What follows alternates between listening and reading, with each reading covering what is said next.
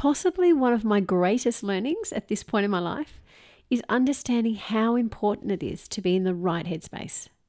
That's why this time around, alongside with my daily voice practices, I'm also working on my mindset. And there are a few habits that I've developed to try and keep me positive, motivated, and better able to bounce back from setbacks.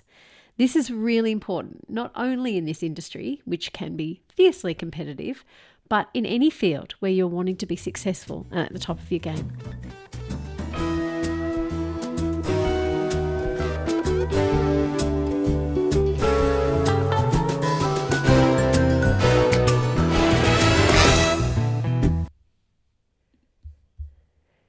In one of my earlier episodes, I shared how self-doubt and getting in my head derailed my voiceover career the first time around. A conversation I had with a producer before the gig just sent me spiraling, and I didn't recover from it. And I pretty much just packed up and gave it all away after that, all because I was too embarrassed to go back. I couldn't stand facing up to not having been good enough, or to be thought about not having been good enough, and albeit just at one job. And that's not the only time my self-doubt has shown up. It has appeared this time around too, with a recent audition I didn't get. I started questioning if it was because I wasn't good enough, or if the agency would hear my audition and wonder why I even bothered. And I had to work really consciously to let those thoughts go. But I did, and I'm sure that the work I am doing every other day is helping with that. I think we all have those thoughts at different times. Apparently, they are designed to keep us safe, so don't take risks, stay where it's comfortable, and that way you won't get hurt, etc.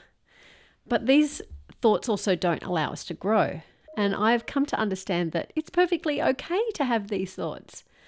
But you've just got to identify that that's all they are. They're just a thought, and they don't have any power over you until you add an emotion to them, or until you let your body react to the thought.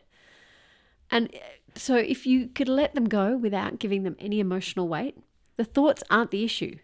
It is completely how we respond that's important.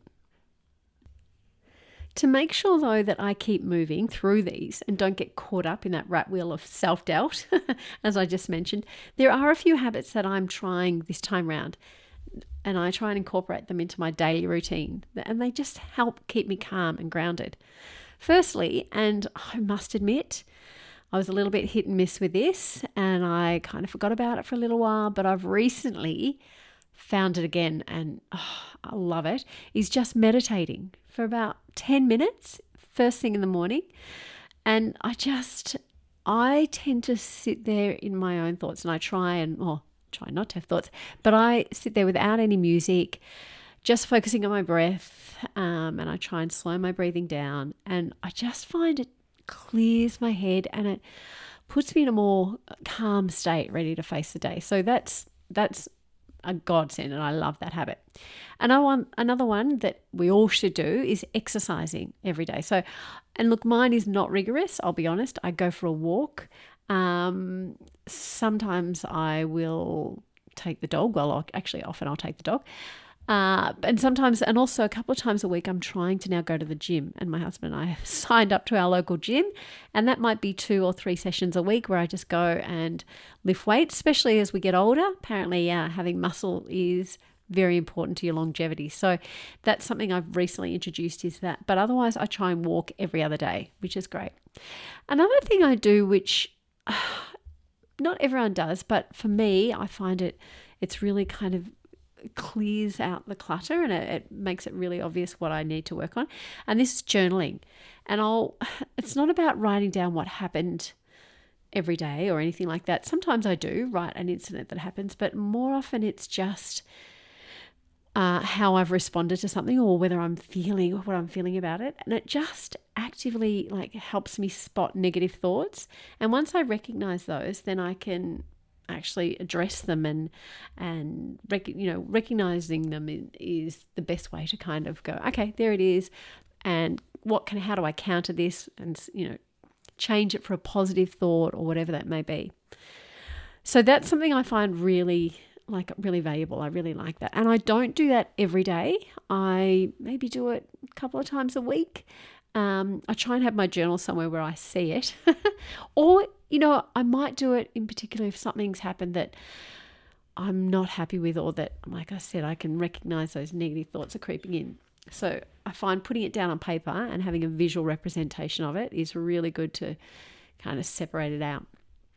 And the other thing that, for those of you who are following the show would know, I do a weekly wins, or not, but it's not every week, but a weekly wins and goal setting where I reflect back and I'm celebrating and recognizing the wins, albeit small little wins or bigger ones, whatever it may be, but just making note and noticing that I'm making progress and that the things that are going well. So really celebrating those, and then setting goals for the week or weeks ahead. So that's another way to just keep me motivated and keep me heading in the right direction and trying to avoid getting distracted. So I find that a really useful tool as well.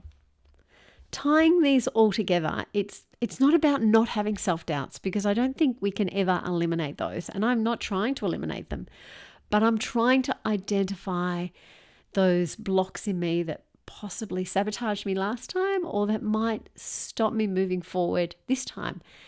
And so on top of trying to be brave, when I recognize those thoughts, I just want to clear them out and just have the tools ready so that those thoughts don't have the final say, that I can actually be in charge and realize that that's all they are, is just thoughts. A really big reason why I'm interviewing some of the people I am, besides being experts in the voiceover field, but there are other experts that are coming in, or other professionals that are coming in who are at the top of their game. And I guess for me at this point in my life, I'm really wanting to hear from those who have done that and how they did it. What are their routines and rituals, and what made them successful? So hopefully it gives you some insight as well on what these people are doing, and also for me, and helps us grow along the way. I know everyone's journey is different, and we all have different practices that work for us, but maybe there's something that I'm doing that you could incorporate that might help you, and vice versa. Also love to hear from you if you have any practices that help you quiet your self-doubt. I would love for you to share yours with me, either in the show notes below or on Jules FM Show. Thank you again for listening, and don't forget to share this with someone you know who's chasing a dream, or wanting to start their dream, or just wants to be the best version of themselves. Until next time, be brave.